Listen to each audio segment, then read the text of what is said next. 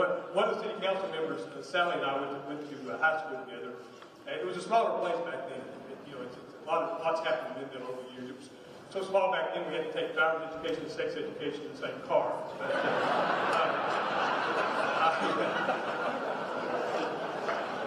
But, I'm not finished. When I told my wife that, she said, "Ray, that makes sense. You can't drive either."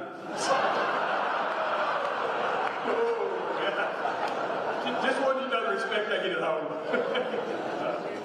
It is always a pleasure to come to East Texas to be a part of this great event. As mentioned, this is the 42nd year we've taken the show on the road. I think we've been in Tyler. We were trying to count it up a few minutes ago, and I think with some help from some of the media folks, it's probably been 37 years or so that we've done it here in Tyler. So we've been doing this for a while, and it's always great to be here. I love this facility. We've been held for the last 2 or 3 years. I showed my wife some pictures of it online. I said, in your wildest dreams, did you ever think about speaking in a place like that? She said, "Ray, you're not in my wildest dreams." So, anyway, it's always great to be here. As usual, I apologize for one thing. The speech is only 3 minutes this year because there's nothing going on in the economy. Okay? Now, as usual, I'm going to tackle all the subjects, the controversial ones, and all that, and try to give some perspective on them.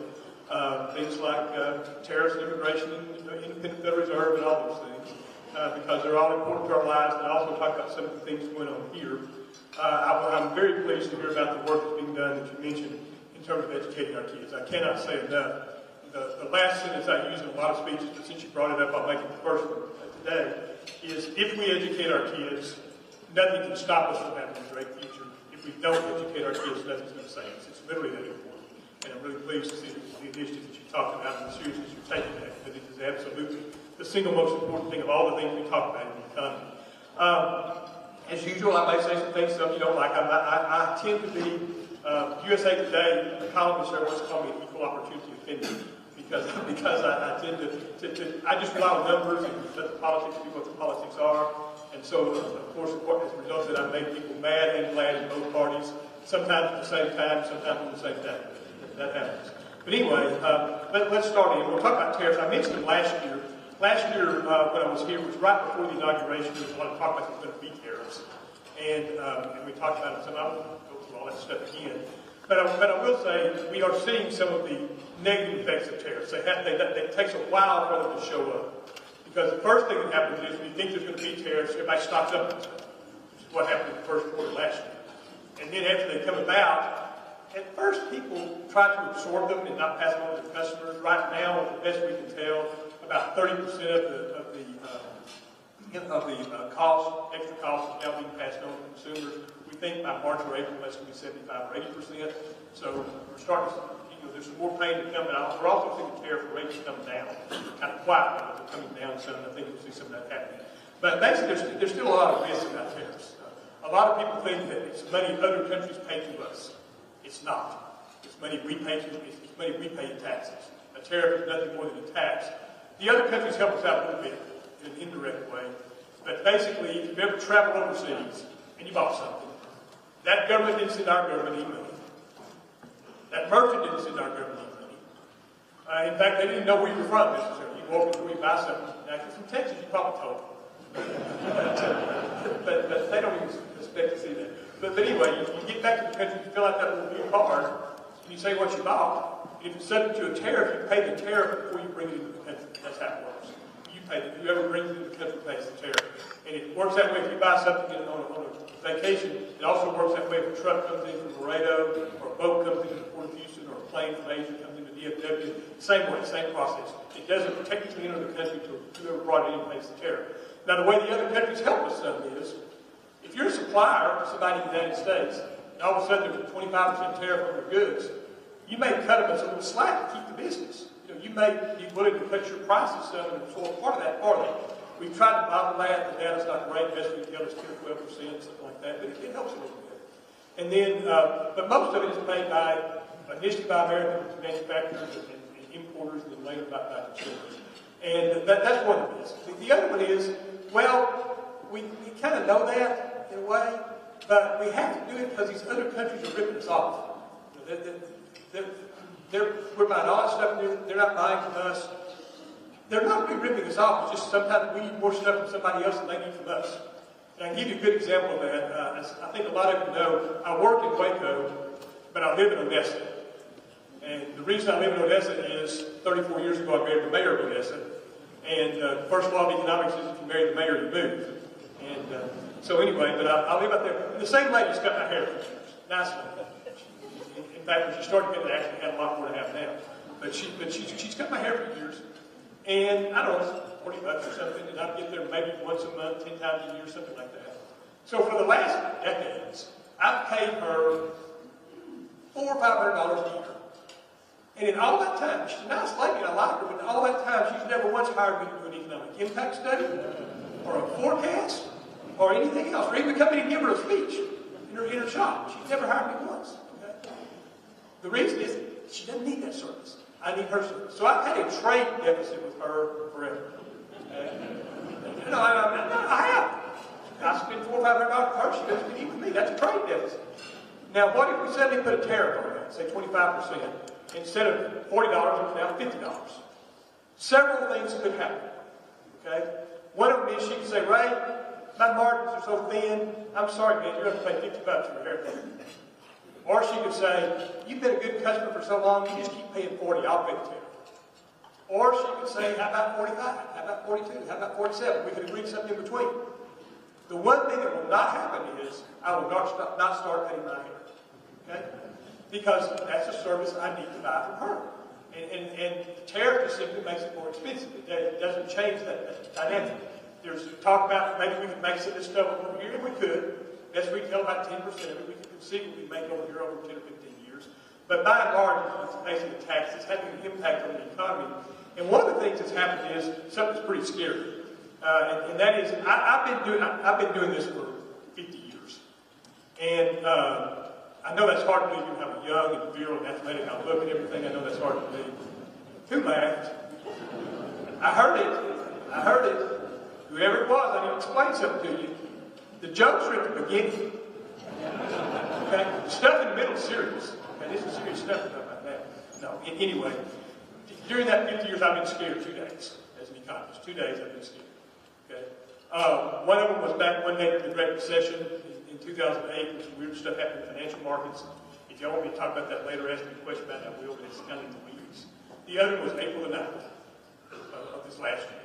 April the 9th was one of the 2 days in the 50 years that scared me. Because here's what happened on April the 9th. On most days, if the stock market has a good day, the bond market has a bad day, and vice versa. And that's kind of how it's supposed to be. Because if you're feeling good about stuff, if you think, hey, the world's looking good, you want to own a piece of it. You want to own some stocks, so you go buy stocks. If you're kind of nervous and uncertain about stuff, and you want safety, you go buy bonds. And these big institutions move trillions of dollars around every day, so you tend to either have it going one place or the other. So you tend to have the stock market have a good day, bond market have a bad day, vice versa. Well, on April, and a good example of that was the day after the election. President Trump won the election. And the next morning, the stock market had a great day, the bond market had a bad day. And it made perfect sense because President Trump winning, a lot of people said, my taxes will probably go down. I like that. There'll probably be less regulation. I like that too. I think I'll go buy some stock. The bond market's thinking, yeah, these tariffs might cause a little inflation because bond prices go down. It's not so good for us. And that's what you expect to happen. One has a good day, one has a bad day. So April the 2nd, I don't know if you remember or not, that was the so-called Liberation Day, and all the tariffs were announced. Stock market immediately tanks. Bond market has a good day. Next day, stock market goes down some more. Bond market has a good day. You keep rocking along like that. And then finally on April the 9th, a weird thing happened. The morning of April the 9th, the stock market started going down, and people didn't go buy bonds.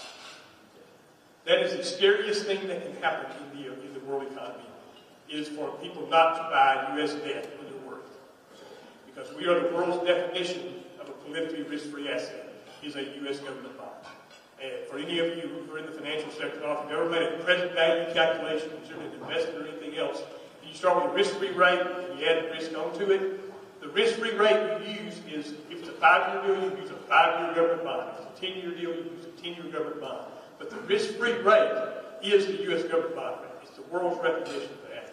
And because we've had 250 years of relative economic stability here, and since World War II, we've been dominant. Now, if you think about it, how rare that is to have 250 years of political stability. That's really a rare thing.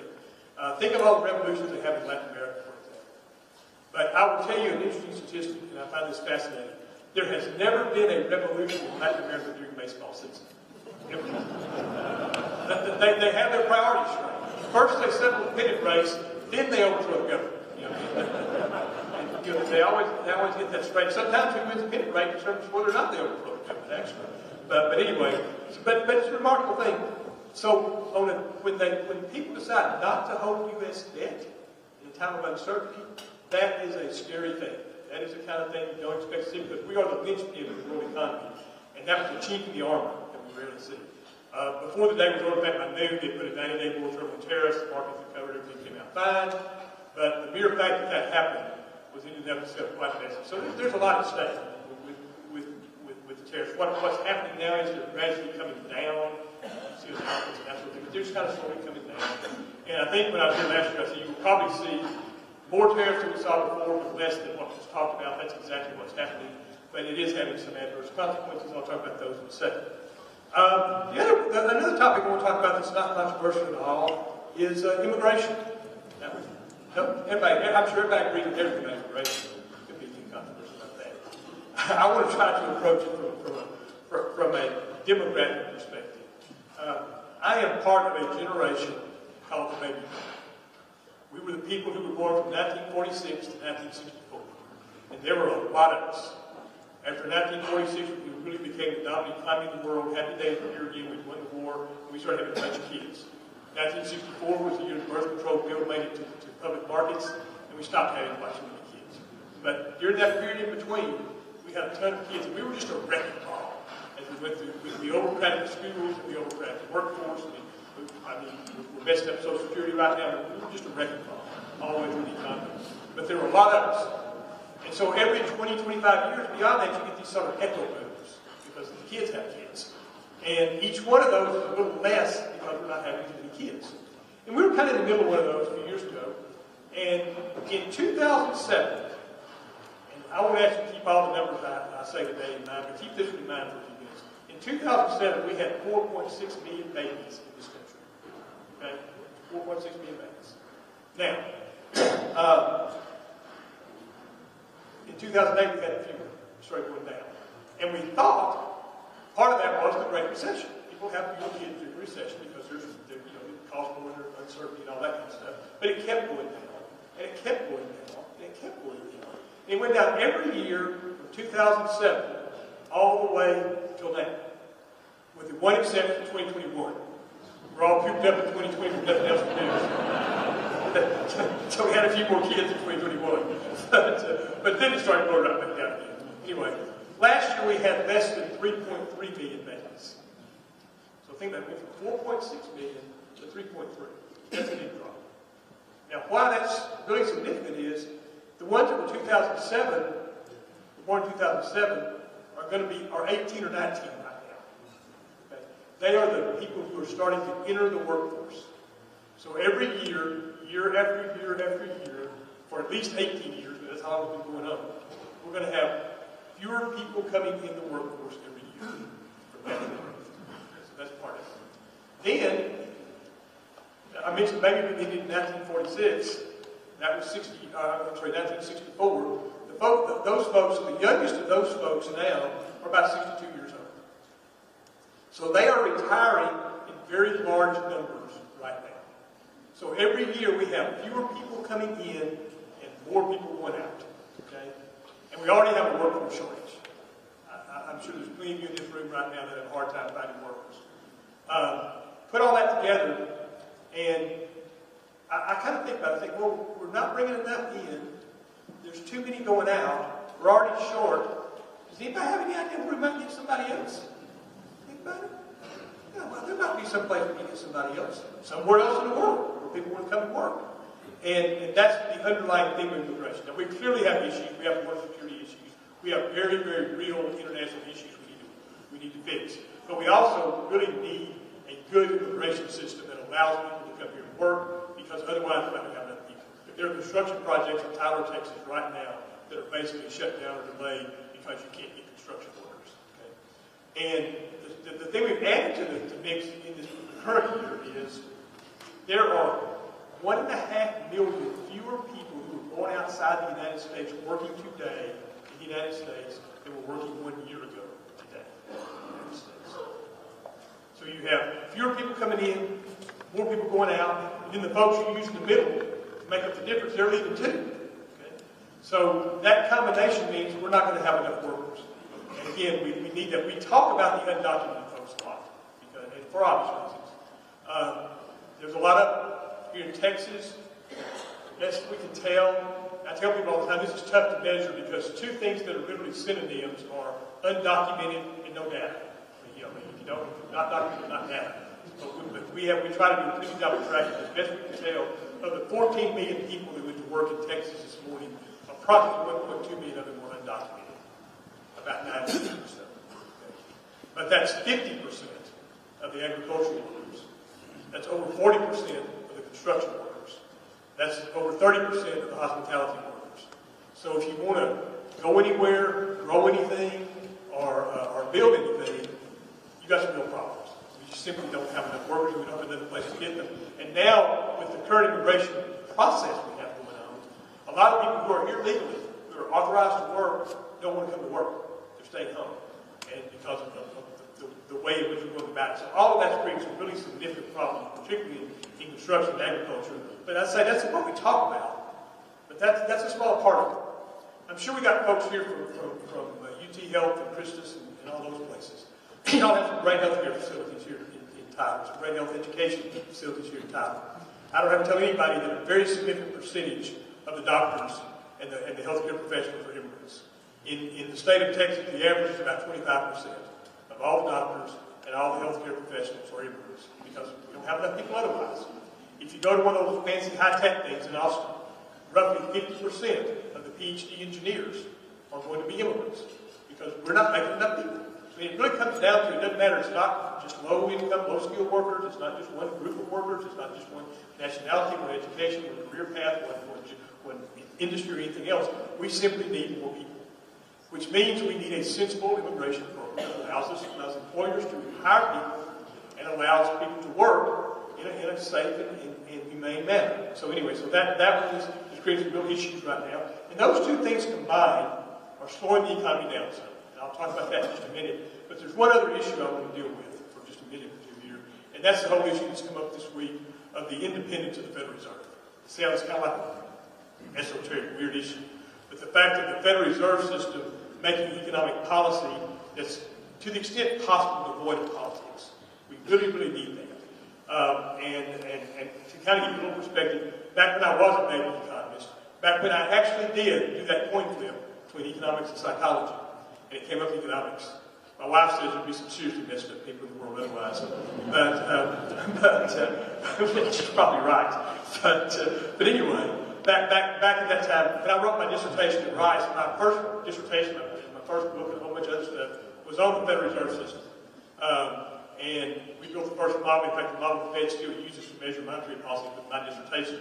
And a bunch of other central banks around the world use it too. So I've been in this a long time. But it's one of the things I did to kind of test the model, to see how well it was performing. I went back and read the minutes of every Federal Reserve meeting back to the early 1950s. And because of what I do, I've read them ever since. So I have read the minutes of every Federal Reserve meeting for over 70 years. No comments about my social life or wealth. Okay? But anyway, all that to say, you look at it and you realize how important a monetary authority is to be independent of politics. And the way they do it is, it's a little bit in the weeds, but there's 12 people on what's called the Open Market Committee that makes policy. There's 12 people. 7 of them are the Board of Governors, appointed by the President. And one of them is the chairman of the Federal Reserve Bank of New York, because they're the ones that run the trading desk.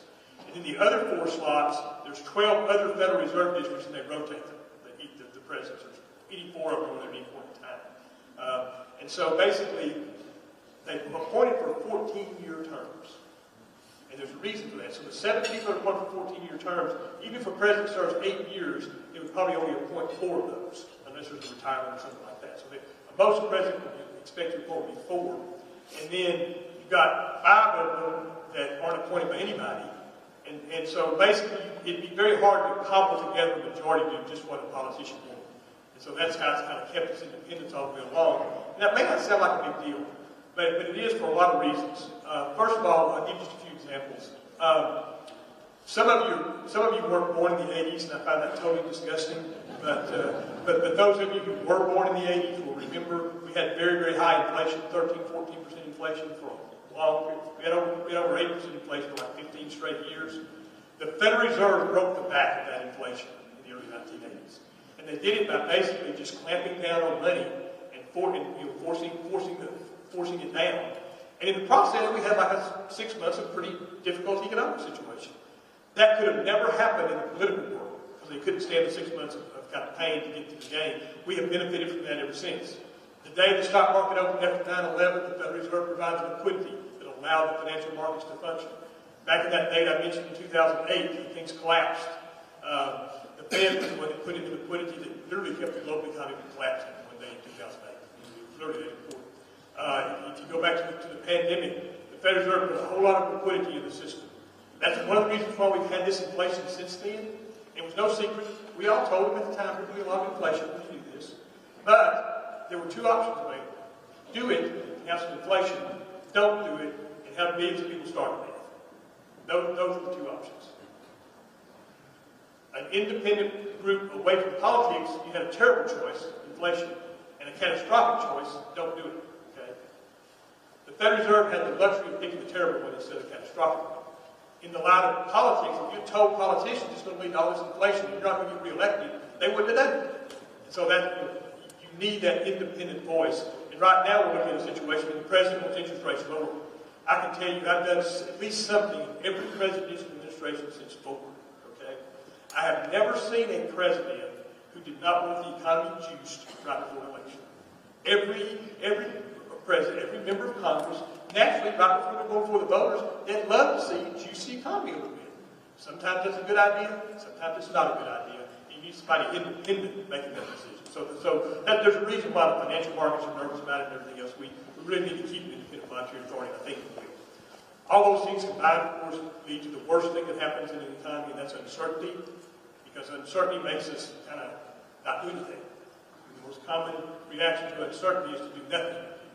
And that's how economies slow down, because economies are based on people assessing the situation, taking risks, and doing something.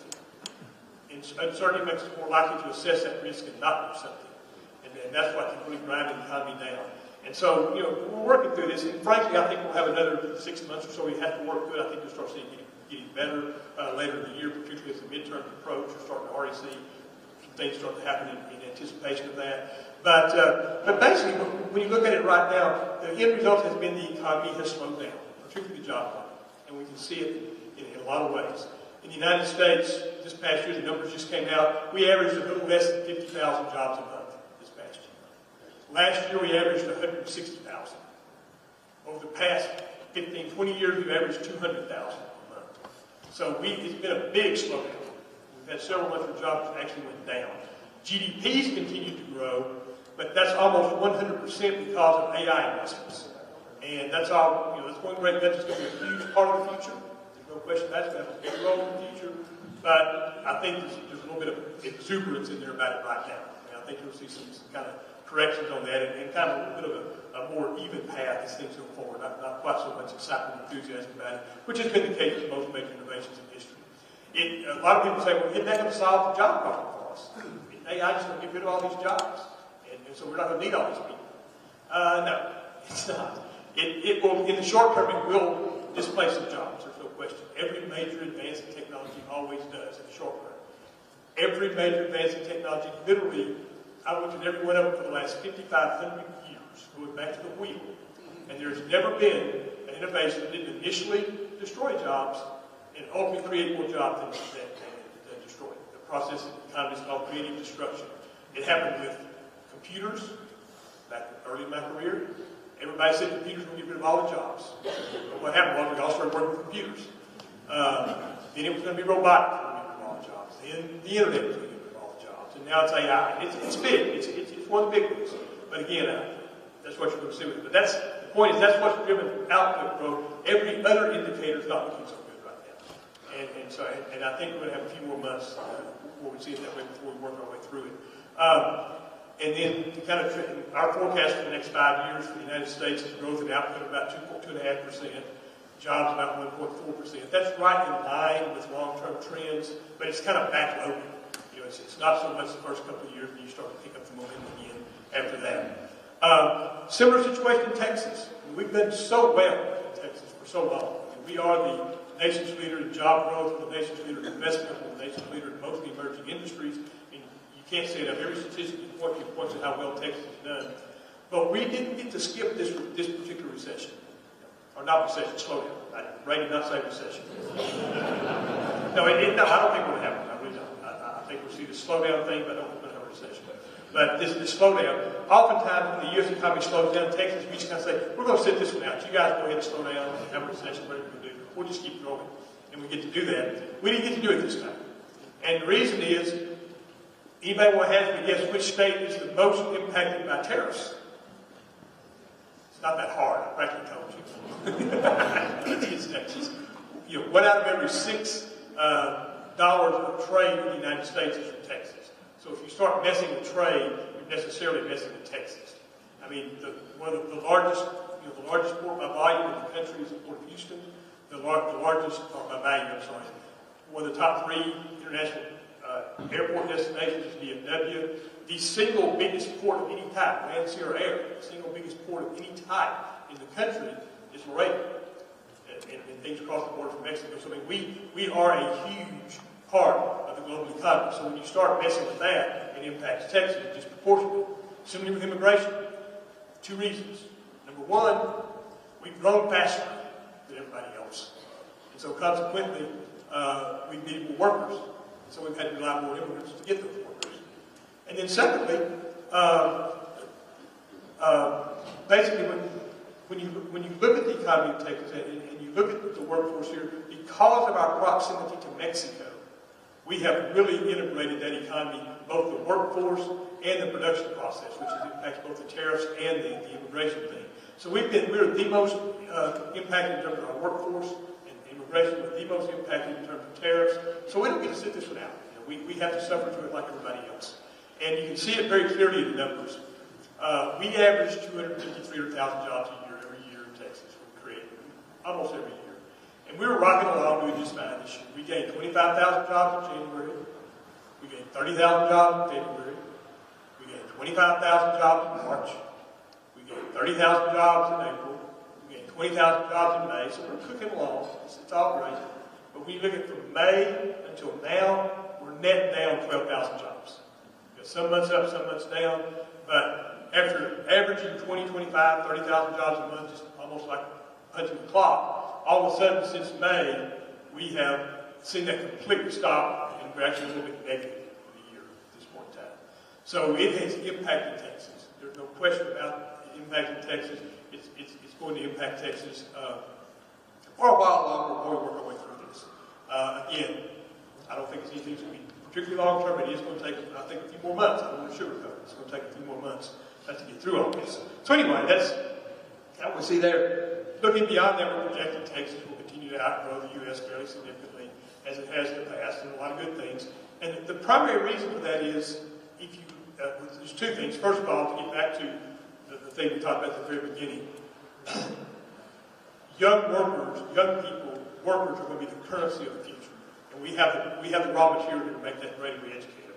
Beyond that, if you just look at the industries that are growing right now, and this is also relevant to East Texas, and I'll say a little bit about that later. But if you look at these industries that are growing right now and where the future is likely to be, huge growth in financial services. Texas is leading that. You've seen a lot of publicity about the New Texas Stock Exchange. NASDAQ's put an operation here. The New York Stock Exchange has put an operation here. So you're hearing a lot of talk about all that right now. But those things are pretty much all electronic. They don't create a lot of jobs or anything. But it's important because it helps bring capital to Texas. And we have literally had to import capital since we were a republic. We have never had the amount of capital we need in Texas. These things are going to help us get there. But they don't create a whole lot of jobs because they're almost all done electronically.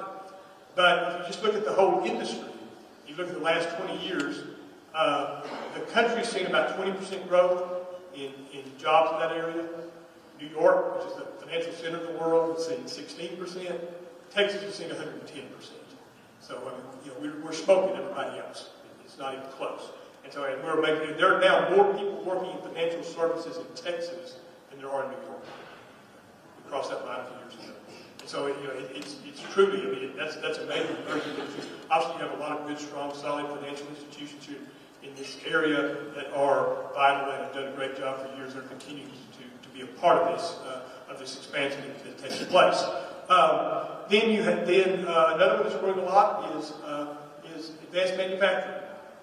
Again, Texas is a leader in that. You hear a lot about the chips and that sort of thing, but there's all kinds of advanced manufacturing taking place. A lot of it focused on various types of equipment. This made right here in East Texas. AI, tons of that stuff going on right now. You're seeing some of it already happening in East Texas in terms of facilities. There's a big one in Sulphur Springs. There's going to be a big one in Nacogdoches. And a lot of the supply chain stuff is happening right here in the Tyler area and around there. And there's going to be more of that going forward, as well as I think more of the data centers as well. In that regard, I'll say more about kind of some of the stuff that has to happen with that. But again, Texas is the leader in that one as well. Probably the fastest growing industry in the world right now, and one that you guys started building 35 years ago here in Tyler. And it's really paid dividends up to now and going forward will continue to, is life sciences and bioscience, healthcare. That is a huge growth industry. And of course, obviously, you see major investments here with the UT thing, with some of the other hospitals and great facilities, with some of the bio companies. All of that has been a major part of what's been happening in East Texas for a long time. But it's now the fastest growing industry in the world. And for a couple of reasons. One of them is the crazy demographics I just talked about. One aspect of that is, as a society, we're getting older. As we get older, we need more health care. And that's part of it. As another part of it, although there's some drugs now that have helped some people of late, as a society, we're also getting fatter, and which also generates the need for additional health care. And so and then the demographics in terms of proclivity for disease versus what parts of the population are growing has also driven that. So there's a lot of demographic things driving a huge demand for these services and technology to address these services, that sort of thing. Huge growth industry. Tyler has been a leader in that for decades. So that does very well. Energy. All types of energy. The wind, the solar, you got everything here.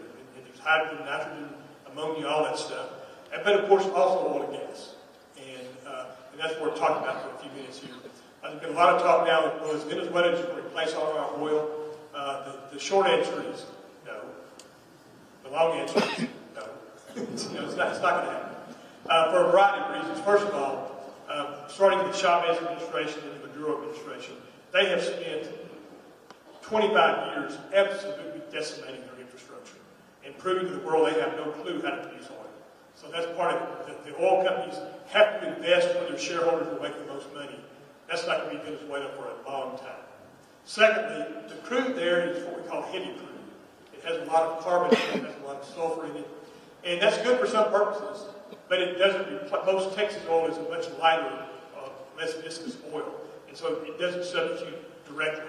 In fact, the country that probably hurt the most whenever Venezuela's oil does get produced, which will probably be 15, 20 years from now, will be Canada, because most of their oil is also a heavier crude of that type.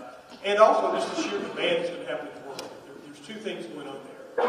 One of them is the emerging countries of the world. All those countries that have been sort of in poverty, that were largely agrarian for years and years. Many of them are now having industrial revolutions. They're starting to manufacture. They're joining the global economy. They're generating a huge demand for energy going forward. And at the same time, what's been happening for the last 10 or 15 years is all that was happening. It was creating a big demand for energy for the future, but the advanced economies weren't using much energy. Because we could grow without needing much energy, because we were growing a lot of service jobs. They don't use much energy. We were getting very good at fuel efficiency in everything we did. Buildings, cars, whatever, were more fuel efficient.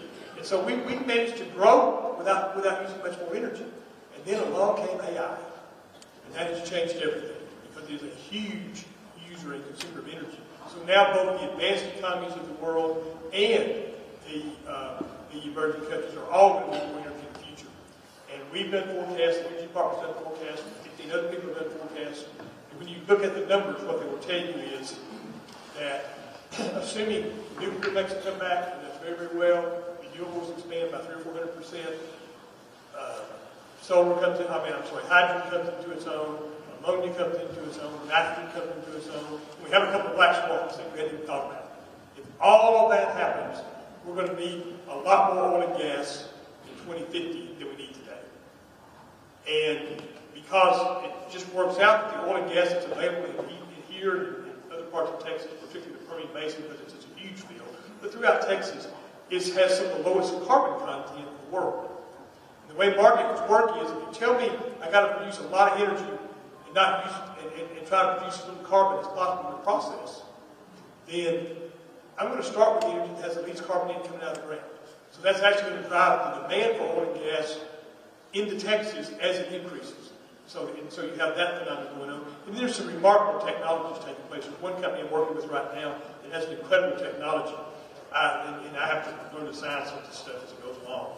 But basically, when you combine air and fuel, to generate energy, all the emissions, all the bad stuff comes out from the part that doesn't create energy. It's the residue. This thing, there's a new technology that can inject the air with the fuel like 30,000 times a second and keep the balance absolutely perfect. And they already have run power plants with zero emissions run with fossil fuels because of that. And they're now working on doing it with ships and airplanes, they're going to work with cars. It's an amazing technology. So there's all kinds of things happening that are going to drive the demand for energy in the future. Again, East Texas has always been a part of that industry, will continue to be. A couple of other things just to note about the Tyler area, because our forecast is to grow a little slower than the state in terms of output, because the Permian Basin jacks up the output growth there, and the Gulf continues all the petrochemicals. That has a whole lot of output, not many jobs. We'll continue to grow jobs a little faster. But one thing I want to point out in particular is that that I mentioned that from May until now, Texas has lost 12,000 jobs. Tyler is basically even. You have a loss, you have a gain. Now that doesn't sound spectacular. You'd love to see a lot of growth or something, but we're in an era of a big slowdown where the fastest growing state in the country has not been able to weather it without seeing a little bit of job loss, and yet you've managed to outperform the state even in this difficult time. That's a testament to diversity. It's a testament to the dynamism of this economy, to the investments that have taken place, and to a lot of the things that are going to, as we come out of this, really have this area well situated going forward. Again, our forecast for this area was a little faster growth in employment for the state, a little slower in output, basically roughly the same as the state. Again, a little bit backloaded because we still have some stuff we have to work through in some of the short-term stuff. Can't stop without talking about challenges. How am I doing? How long am I going to talk to you? Okay, I'll leave a few minutes for questions, so I'm going to say a couple more things and then I'll open up for questions. I want to talk a little bit about the challenges, because we do have them. We talked about one of them, I won't go into it again. The single biggest one we have, and the one that you are addressing, and everybody has to address, is education and our workforce. I could go on and on about that one. Beyond that, though, we also have challenges to make all this happen and to achieve all this potential that we have. One of them is water. We're going to have to do a lot of work to get all the water we need. The state and we voters recently decided to put $1 billion a year into a water fund for Texas for the next 20 years. $20 billion investment. The estimated cost to fix the water system in Texas right now is $152 billion.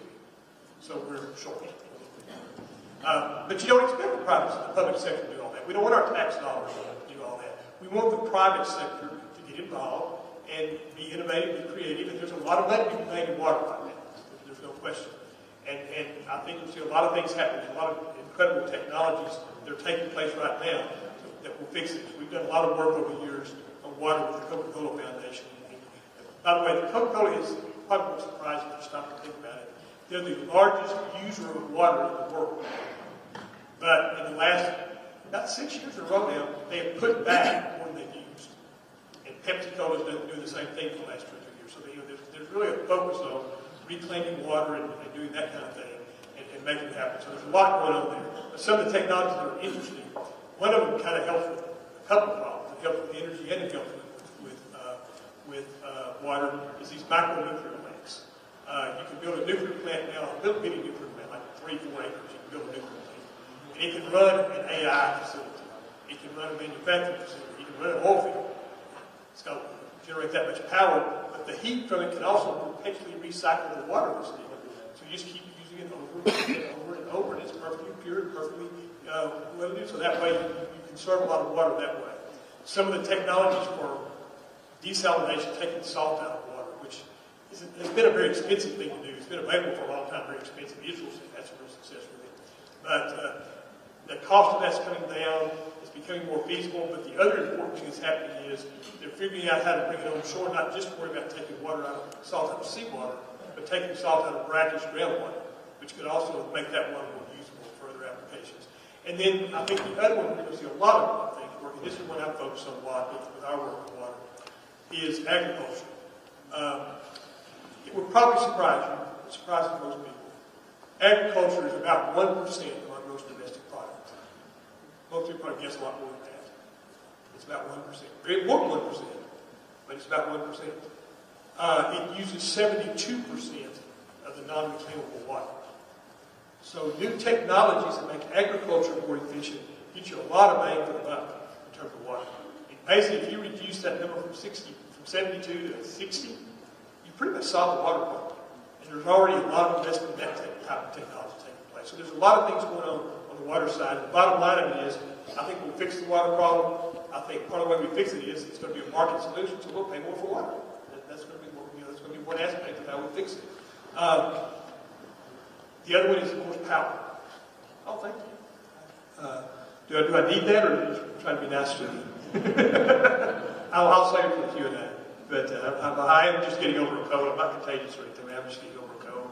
And this is I've already done two speeches at a press conference already this morning. So, but I think I got enough left in me for this year. But anyway, the other big issue, of course, is power. AI takes a lot of power. Crypto takes a lot of power. Big population growth takes a lot of power. And we're going to need a whole lot more power to go forward and make all this stuff happen. In August of 2024, August 13th, 2024, was the hottest day we've had. Last year's summer was fairly hot. That's the hot summer before last. And on that day, Texas, at its peak, used 84 gigawatts of power almost 84 gigawatts. Most of it ever used. We've been having electricity for over a century. 84 gigawatts, that was the max. The estimate that ERCOT has for 2030, now we're in 2026, so we're not talking long term here. 2030 is 150. If you take every single data center that has applied for a permit, and you look at those and you add them all up, it's 240. And we don't think all of them happen. There's some of those that obviously won't happen.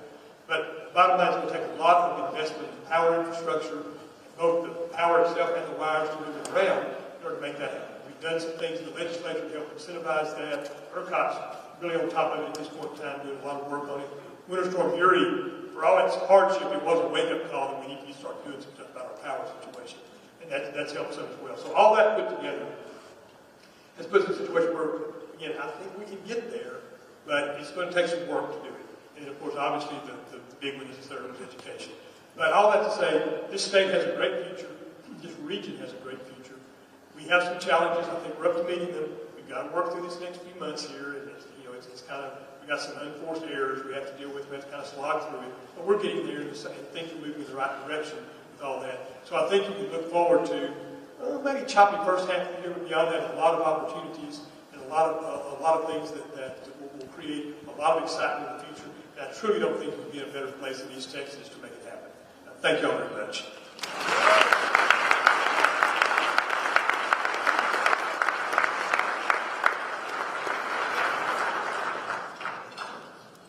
Oh, good. That's just water. I was scared for a minute.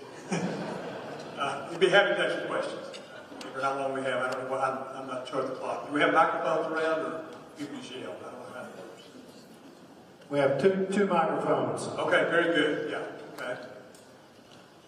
Anybody? Did I wear you out that much? Dr. Berrigan? Right. Yes. To your right. Right. Okay. This right? Yep. Okay. Got you. Okay, I got you. Okay. Any commentary about the governor and lieutenant governor's property tax reform strategies for the upcoming legislative session? Sure. Be happy to talk about property tax reform. First of all, I might take the jacket off. Let's get warm up here. First thing about property tax is we do studies, other people do studies of various forms of tax, because basically a tax that's going to really run a government needs to have a big base. And that can be income, like an income tax, it can be gross receipts, it can be sales, it can be value added, it can be transactions, all kinds of something big that you apply a rate to get a tax. And we evaluate them to see, which ones are the most efficient, which ones are the most equitable, all that kind of stuff. And it's all pretty close. A value-added tax is actually the most efficient of all of them, but structurally we're not going to have that. They're all about the same actually, except for one glaring exception. The absolute worst tax you can have is a property tax. Okay. Now, unfortunately, we also have to deal with something. Some of you guys are old enough to remember our former Lieutenant Governor and my dear friend and sometimes nemesis Bob Bullock, and he was a very wise man. He was fond of saying the only good tax is an old tax, because it's just too hard to bring on a whole new tax. So, given that we fund taxes basically through sales tax and property tax, we're going to keep doing that. I mean, they're not going to take the property tax and actually replace it. They've talked about doing the sales tax and all that. The governor's talking about some stuff. The math just doesn't work. You can't get there. What they have done and what they continue to do is try to buy down the property tax. And the only way you do it is to supplement it with other taxes, and with other revenues. We've been very blessed for a while to have these nice surpluses to work with for basically 4 reasons. Number one, Texas has grown a lot, and when you have growth, you have retail sales. Number two, we had a big inflation spike, and then subsequent inflation staying around 3 or 4%. But when you collect most of your revenue from a sales tax, inflation makes you more limited. So we have that. Then we've had that enormous push up in the oil and gas industry, and for production tripled. That brought in a bunch of severance tax into the system, and then the federal government dumped a whole bunch of money in for COVID that we were still spending the last few of that. So we had kind of a sugar high of state surplus here for a while, and as a result, they've been able to buy down property taxes some, and they're continuing to do that. A concern I have is, particularly with the last round and what they're talking about for the next round, is the only problem with that is you have to continue to do it. There's that money that bills will come due every year, and it was fairly easy to do with all the surpluses we have now. If we get in a situation where we don't have that much surplus, there's not really an easy fix for it. But I very much like the idea of trying to make us less dependent on property taxes. I don't think we'll get totally independent of property taxes. I think we're getting to kind of a tipping point now where there's risk that we'll lower them and then not be able to meet the needs of the schools and that sort of thing. Because the other revenue won't be there in sufficient quantities.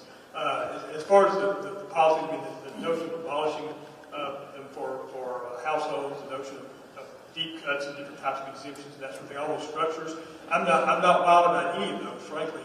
But the biggest concern, I would love to see us be able to get them down further. They're the worst tax we can have, but I don't want that to come at the expense of essential public services locally and in particular public education. And so it's kind of a dilemma there. There's not an easy solution, but I do think, again, I applaud the effort to try to bring property tax down. I think it's a good thing. A question about the upcoming decision of the Supreme Court about tariffs. If the tariffs stay in place, what sort of industries do you see coming back to America the fastest?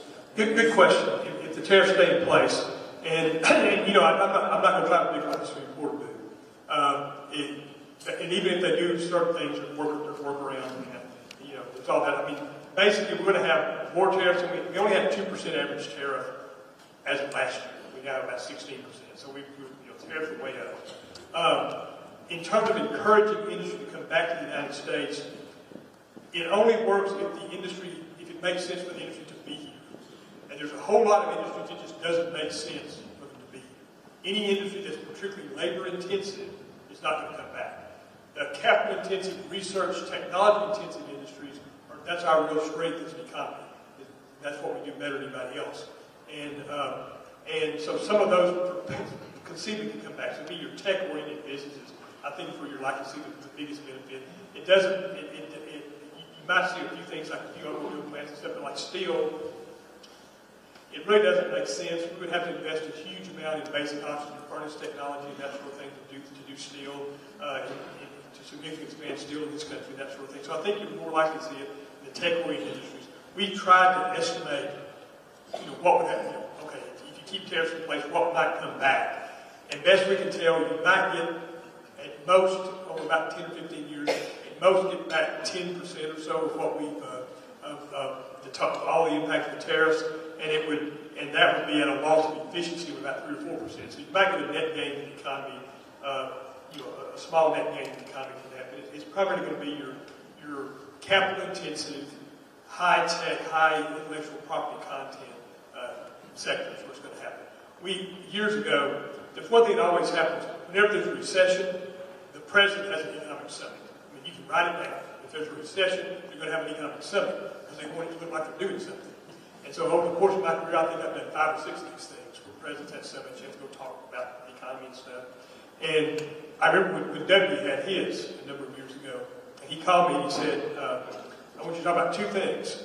What is the best thing that we've done as a country, for our economy? What is the single best thing the United States does as an economy? And what is the worst thing we've done as an economy? And you have to think about that for a minute. There's only a bunch of people there, so I'll try to be serious about it. And after doing quite a bit of research, what we do better than anybody else is the next big thing. We are the creator, we are the innovator, we are the one who does it. We have all the fundamental patents in AI, we have all the fundamental patents in nanotechnology, and genomics, all that. We do the next big thing very well. By the way, there is one sort of funny story about nanotech. It's not that funny, but it's true. It's not a joke, it's true. If we have time at the end, I'll tell it, but I don't want to oversell it because it's kind of, it's nanotech, it's not that funny. But there is one there. Anyway, we do the next big thing very well, and that's where I think you can see, for your question, that's where I think you can see potentially things that might gravitate here as a result of raising costs abroad. The worst thing we do, by the way, is not retrain workers when they're displaced. We have done a terrible job in this country of worker retraining, and that's something that obviously is a very important investment, something I know your area actually does some stuff pretty well with.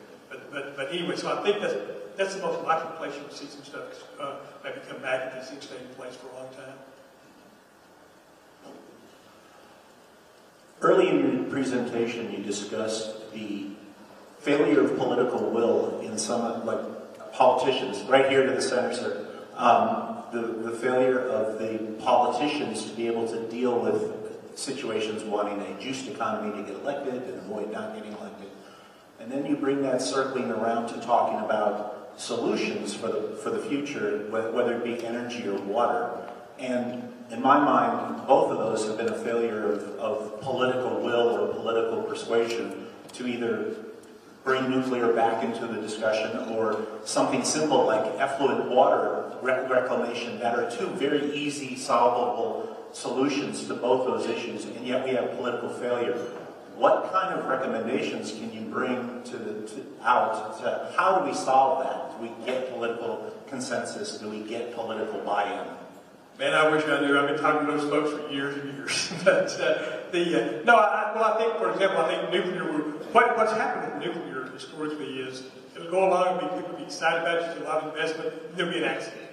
And in most industries, if you have a setback, capital runs away for about 6 months or a year, then it comes back. For some reason, in nuclear, when they have a setback, it runs away for like 10 or 15 years, it doesn't come back. And I think it's because of how much attention they get, like 3 Mile Island or Chernobyl or Fukushima. I mean, they get a lot of attention, and that sort of thing. And it scares capital to death. I've seen, I was one time, there were 7 projects I was involved in got taken away in 1 week because people got scared with the money. But I do think nuclear, there is a consensus building about nuclear. But political will is a big issue. I mean, and it's something that the only way we actually get it is for the voters to demand it. And I think we'll start to see some things in that direction. But I think about budget deficits all the time. I mean, we have a national debt that's totally out of control at this point in time. And you can't blame either party individually because they've both done it. I mean, when the Democrats are in power, they pass huge spending bills with nothing to offset them. When the Republicans are in power, they pass huge tax decreases with nothing to offset them. At the end of the year, no matter which side of the balance sheet you monkey with, you still have to subtract at the end of the year. And reached the point, people don't realize this, it took us, we did not hit $1 trillion in debt. Now think about this, we've been around 250 years. We actually had this country with this Constitution since 1789. And it took us till 1981 to have $1 trillion in debt. We went from 1 trillion to 10 trillion by 2008. We went from 2008 to 2016. We managed to go from 10 to 20. We're barely 10 years from 2016, and we're at 38. I mean, it's but that's basically and a lot of it's good intentions. I don't think it's bad intentions or anything evil about it. But think about if you're in this situation. The federal government is the only group that doesn't go to jail for printing money. And so, but no, I mean, I'm being serious. It sounds like everybody else is serious. I'm having to do this sometimes. I can't help myself. But if you think about it, what if you could do something that would really help somebody, help a lot of people? You could do something right now, something you care about, you can do it right now, help a lot of people, and you didn't have to pay for it. We'd all like to do that. Well, politicians get in that situation. They hear about a lot of times, a lot of the major spending plans have been people hear about something in their district. They want to solve a problem for one or two people, friends of theirs in their district. And in doing it, they create a law that helps everybody, but it just spends more money. And it's not bad intentions. It's just that it accumulates over time, and nothing ever gets taken out. And so our legislative process needs to be addressed with a lot of things. But you're right. Political will is something that only comes when voters demand it. And I think, I think with nuclear, I think with water treatment, those kinds of things, we're starting to reach a critical mass on those. But as far as how soon we get there, that's kind of beyond my ability to predict. Yes, sir. You touched upon immigration as far as coming from other countries. And I was wondering, we've had an immigration in Tyler and in Texas that has strongly impacted our city and our state coming from other states. Are we tracking this as far as who's coming from where, what impact they have had, and what impact they could have in the future, and what that's looking like in the future from other states? Well, we can't track it perfectly. I mean, we try to track it. One of the best measures, in fact, it just came out last week, 2 weeks ago maybe, is the U-Haul index. Now, this is serious. Every year, U-Haul tracks where people pick up trailers and where people drop off trailers. Because they charge, if you take a trailer into an area, they may have a drop-off fee, or they may be happy to get it, depending on the situation, how many trailers they need there. So they keep very good track of who rents trailers and where they drop them off and that sort of thing. And from that, you can get some indication of it. And not shockingly, Texas was number 1 this year, we're number 2 last year. We've been number 1 7 of the last 10 years in terms of people coming in. And, the exodus is all the places would surprise you. California, New York, those kind of places. The biggest ones coming in are like the Carolinas, Florida, Texas. It probably doesn't surprise you what you see there. But and the census tries to track it, but when you only survey every 10 years, you really can't get a really good picture of what's happening there. But best we can tell, a lot of the people we attract to Texas, obviously from the neighboring states. I mean, that's just an attitude. You always attract, it's like gravity. You always attract some from your neighboring states. But beyond that, it tends to be states that are basically higher cost states or more regulated states. That sort of thing tends to be what it is. And so, as far as the impact it can have on an area, certainly, it depends on the dynamics. In a lot of cases in Texas, we're very fortunate. We bring in young, well-educated people who say, "This is a place I think I can make my fortune, raise my family," that sort of thing. So we get a lot of people, a lot of good energy, coming into Texas, a lot of good skills and abilities and that sort of thing, where basically other states have subsidized our workforce. And so we get a lot of that. But then we also, that's not universal, but we do get some of that. We're pretty fortunate in that regard here in Texas. But basically, the best we can track it, which strangely enough is the U-Hauls, the best we can track it, the results are not too surprising. Neighboring states always pull from each other, and then as far as the big masses of movement, they tend to be from New York, California, Illinois, places like that, into warm, southern, pretty states, basically. Hi there. I'm in the middle of the back. Okay. Hi. I can't see you, but I can hear you. Okay, I see you. Okay, I got you. Question regarding the energy needs that Talk just a little loud. Can you talk just a little loud? right. The energy needs you were describing the numbers. The example you gave that the hottest day in Texas in 2024 was 85 gigawatts. Was that the state number or the consumption? Okay, I'm not hearing all the question. I'm sorry. Well, overall, you're saying that by 2030 it's projected to go almost double. Oh, that's power consumption. Power, Right, yeah, for power, right. So, for alternative energy supply, is there government incentives or to be able to push for alternative resources? Because, as an example, in Alberta, they're doing big pushes, government subsidies for the private sector to push big on alternative energy. And that's something that I'm aware of that I don't know if what it looks like here in Texas. Are you aware? Yeah, I'm aware. The question was, I was having a little feedback on what you guys were. The question basically was, are we incentivizing renewable and alternative energies to help develop to meet the resource needs that we have here in Texas? And gave an example of Alberta. I've worked with Alberta on some stuff. They've done some cool things. Basically, what the legislature has done recently is, and I would say I would have done it differently. They have incentivized natural gas, development of natural gas power, which is great. We need it. But we need renewables as well. I mean, it's going to be an all of the above strategy. We're not going to be able to get everything we need from any source of power. And I would like it, and it's almost become they kind of made wind power and solar power the scapegoat for winter storm Uri, and it really wasn't. There were a whole lot of things that went wrong with winter storm Uri, but it kind of became the scapegoat, so they incentivized the production of more natural gas power, but making it a little more difficult for the wind and solar. And I would not have recommended that policy. I think we need to be doing things to encourage all of them, but then I think the market is also going to encourage all of them. A fallacy we have here in Texas, and this is in the weeds, probably way more than you want to go, but the people who were asked to kind of build, we went to a deregulated market in Texas. The two people they asked to kind of figure out a way to make it work were myself and a guy named Pat Wood from Port Arthur. Pat, some of you probably know Pat. He was head of PUC for a while. He was head of FERC for a while. Smartest guy in energy I've ever met. I love Pat. Anyway, we put together this plan, but the legislature adopted almost all of it.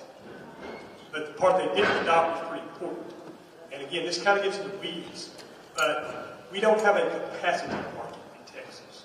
And let me see if I can take a second. I don't want to run you over too much time here, but basically, in the old way, the utilities did it where utilities say, hey, we want to build a power plant, and you go to the regulator and say, we want to build a power plant, and they have hearings, and people would contest hearings and all that, and they would decide that, okay, you can build this power plant, it'll cost this much, you get this amount of return, set your rates. When they did that, quite logically and quite properly, they always did it where you kept around 120, 130% of what you thought you needed. Because, emergencies can happen. Growth's going to happen. Those kind of things. So you always had excess power by design. Well, when we suggested as part of deregulating electricity, making a market in Texas, we also have a capacity market. So you had a market for power that's just going to sit there in case you need it. And they wouldn't do that. So the end result is, in Texas, you only make money when you sell power. Okay? The moment you sell power, you make money. If you're not selling it, you're not making money. So there's no incentive to have any extra power around. And so if anything comes up out of the ordinary, we start having problems. And there were a few things done in this session to help start addressing that. We're moving in that direction. But we need to develop a capacity market in Texas. And again, they made some major strides this time around. We're moving in the right direction now. That's something we should have done 20 years ago, 25 years ago when we first started deregulating power. And we just, it would add a tiny little bit to your rates, which we already pay in the regulated system. But so the legislature didn't want to do it. That's another thing of how the politics is in the way of doing some stuff that makes sense sometimes. Okay, anything else? Oh, okay. Thank you. That has to be done.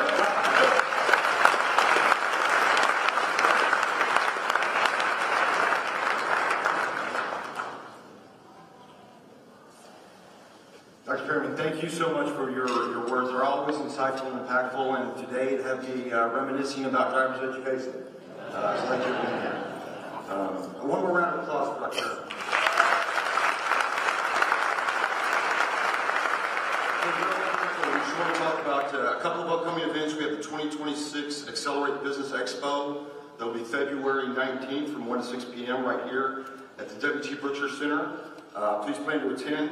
We've got our next business after hours, January 22nd, 5 to 7 p.m. And that's going to be sponsored by Holiday Inn and Conference Center on South Broadway.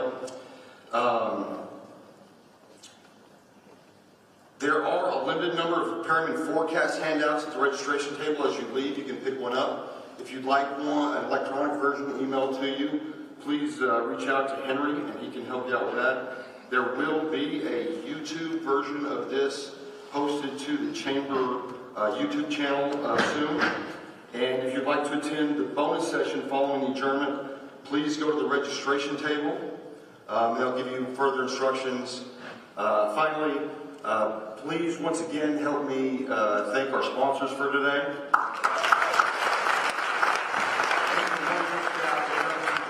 Conference Center to help make this possible as well. Thank you so much for showing up today. We are adjourned.